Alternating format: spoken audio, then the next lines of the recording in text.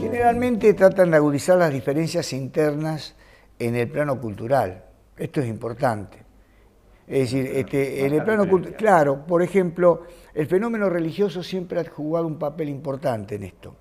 Los turcos, cuando estuvieron 5 siglos dominando gran porción del mundo árabe, trataban de llevar adelante una política, digamos, de embestida contra las comunidades cristianas. Entonces a la propia población árabe de origen islámico la enfrentaban o pretendían enfrentarla con las poblaciones cristianas, ¿no? Es decir, el dominador, mejor dicho, lograba con esto agudizar las diferencias internas en el seno de la sociedad. Diferencias antagónicas que son, digamos, que no existen sino... Son superables. Exacto, si no la instalan la mala voluntad, ¿no? Consecuencias que después son muy difíciles de superar. Es decir, las diferencias, digamos, las guerras civiles que se han dado. Bueno, por ejemplo, en el Líbano hubo 2 guerras civiles muy importantes, ¿no? En el siglo pasado, en el siglo XX, y eso marca a la población.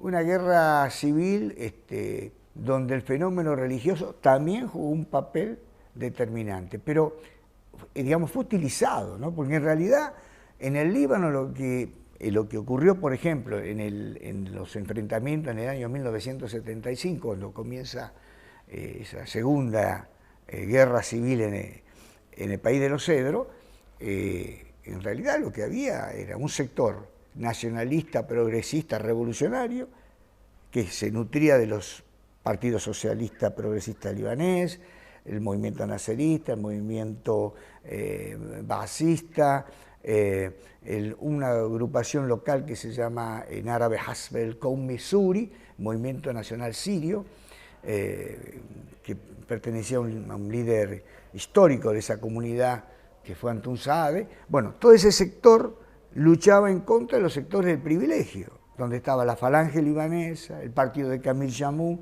y una de las cuestiones que yo recuerdo, porque a mí me tocó participar en esa guerra, yo estuve cubriendo uno de los frentes, viví con los palestinos que estaban en esta diáspora ahí en el Líbano, ¿no? Después de haber pasado por Jordania y haber tenido ese trágico septiembre negro, esa represión brutal del gobierno de Hussein de Jordania. Ellos en el Líbano apoyaban a este frente progresista, que en árabe se llamaba Harak el-Wataniye, Movimiento Nacional, que estaba enfrentado al Jabhat el-Lubnan, Frente Libanés, ¿no? Y la diferencia era por el tema que tiene que ver con cuestiones sociales. Por ejemplo, lo que recuerdo perfectamente... Cuestiones que se discuten en un parlamento, por ejemplo, sin necesidad de matarse. Exactamente, o sea, exactamente. No eran dificultades, no eran diferencias graves. No, para nada. Es inclusive... Eran conciliables, podía haber diálogo. Exactamente, pero... le das armamento y el diálogo ya no funciona. Claro, y sobre todo cuando entran otros actores regionales. Ese es el tema. Yo recuerdo, por ejemplo, que la idea era de los sectores progresistas armar un Estado desconfesionalizado. El Estado libanés, desde que, digamos, el Líbano consiguió la independencia, es un Estado donde el presidente tiene que ser cristiano maronita, de acuerdo a la Constitución, ¿no?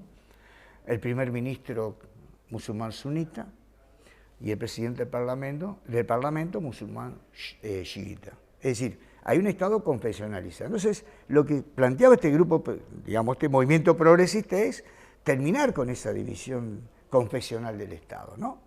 Es decir, porque eso termina de alguna manera ir hacia abajo, balcanizando la sociedad.